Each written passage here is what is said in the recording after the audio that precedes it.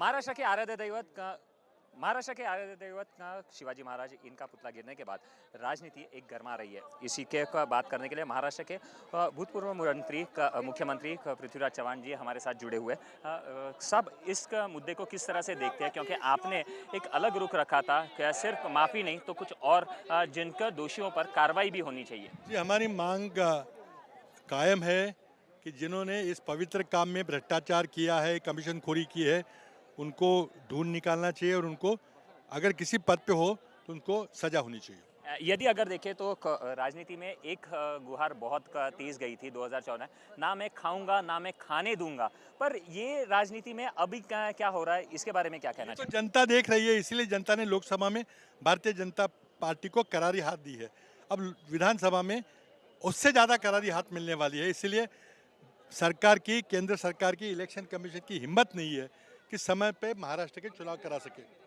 यदि अगर देखें चुनाव करा सके ये का मामला का सामने है, पर देखें तो महाराष्ट्र में अलग मुद्दे भी का है, बेरोजगारी है, बाकी के का मुद्दे है, तो इसे वो सारे मुद्दे कायम है, लेकिन ये नया मुद्दा जुड़ गया है।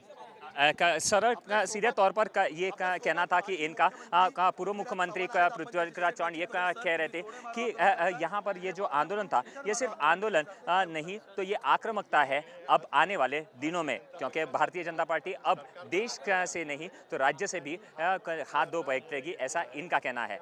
महाराष्ट्र के आराध्य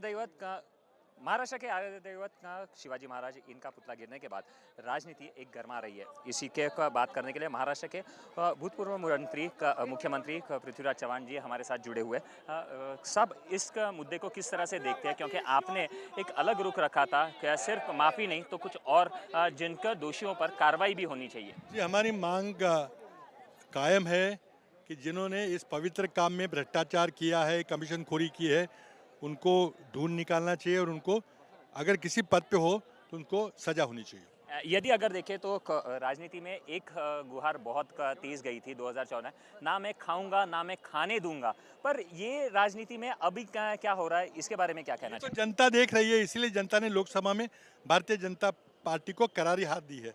अब विधानसभा में उससे ज़्यादा करारी हाथ मिलने वाली है, इसलिए सरकार की, केंद्र सरकार की, इलेक्शन कमीशन की हिम्मत नहीं है कि समय पे महाराष्ट्र के चुनाव करा सके। यदि अगर देखें चुनाव करा सके ये का मामला का सामने है, पर देखें तो महाराष्ट्र में अलग मुद्दे भी का है, बेरोजगारी है, बाकी के का मुद्दे है, तो इसे वो सारे मुद्दे कायम है, लेकिन ये नया मुद्दा जुड़ गया है। सरल सीधे तौर पर ये कहना था कि इनका पूर्व मुख्यमंत्री का पृथ्वीराज चव्हाण ये कह रहे थे कि यहाँ पर ये जो आंदोलन था ये सिर्फ आंदोलन नहीं तो ये आक्रामकता है अब आने वाले दिनों में, क्योंकि भारतीय जनता पार्टी अब देश से नहीं तो राज्य से भी हाथ धो बैठेगी, ऐसा इनका कहना है। कैमरा पर्सन स्वप्निल के साथ Chetan Kashikar, news nation, Mumbai. News nation अब व्हाट्सएप पर खबरों के ताजा अपडेट के लिए न्यूज़ नेशन के इस क्यूआर कोड को स्कैन करें।